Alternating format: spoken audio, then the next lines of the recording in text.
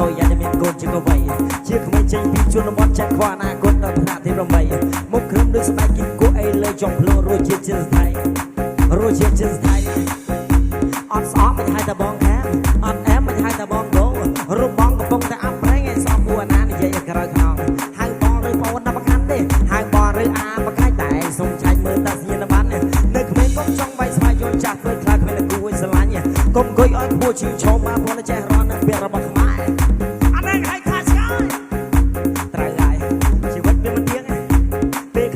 ជាកំ plaign ដល់មិនត្រូវជាកំ plaign ដល់ត្រូវជាកំភ្លៀង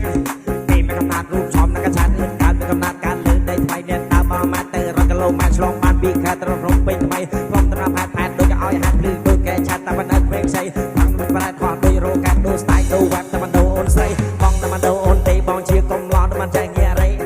បងគឺមានចិត្តស្មោះបងជាកំឡន់មិនដូអូនទេអត់សក់មិនហៅតែបងខាងអត់អែមមិនហៅតែបងគោ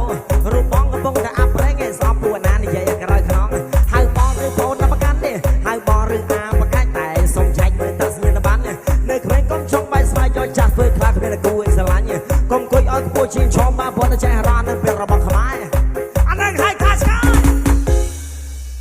សบายគុណដូចជាជីវ៉ាន់រីម៉េក Let's go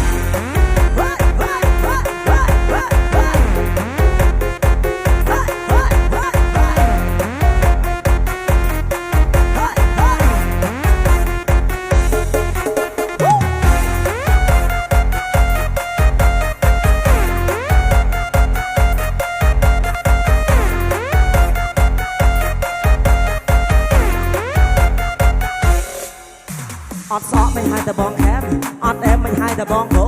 រូបបងកំពុងតែអាប់ប្រេងឲ្យសក់ពួកណានិយាយក្រោយខ្នងហៅបងឬបងដល់ប្រកាន់ទេហៅបងឬអាប្រកាច់តែសុំឆាច់មើលតាសញ្ញាណប័ណ្ណនៅក្មេងកុំចង់វាយស្វាយយកចាស់ធ្វើខ្លាចគ្មានគួរស្រឡាញ់កុំអង្គុយឲ្យខ្ពស់ជាងឈោមមកព្រោះតែចេះរ៉ាននឹងពេលរបស់ខ្មែរអានេះហៅថាឆ្កែត្រូវហើយយ៉ាងលេខទាំងអស់គ្នា Let's go